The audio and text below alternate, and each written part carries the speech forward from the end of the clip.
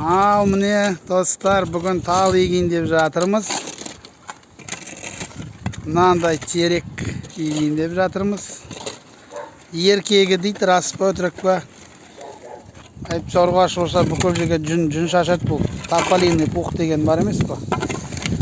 Қане мынау біздің бригадамыз жұмыс істеп жатқан. Ал, қанеки. Мына жері қатты. Тал тамырын жібере алмайды. Мына жерді босатып үлкейтпесек тесікті. Тесіктеп қойдайны. Ал егетін орнымызда. Мына біздің кішкентай жұмыскер қыздарымыз, ұлдарымыз, барлық жанұямызбен тал егейін деп жатырмыз. Тал еккенде міндетті түрде егетін орны кем болу керек.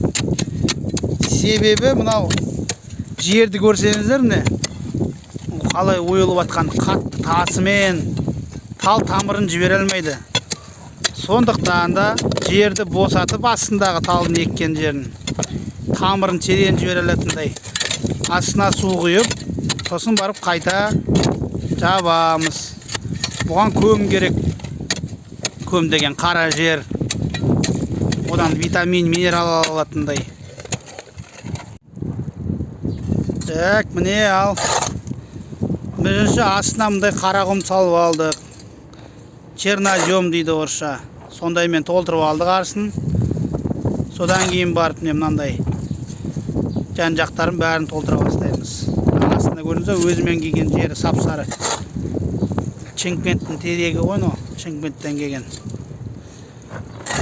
Мынау солтүстіктің қара жеріне бітіп кетейін деп жатыр.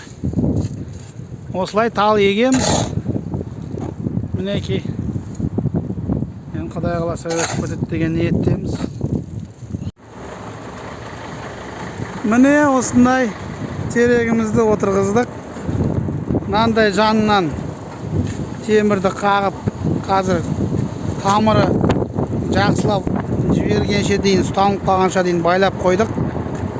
Желден талымыз құлап қалмасын деп. Осындай міне әдемі ағашымызды отырғыздық.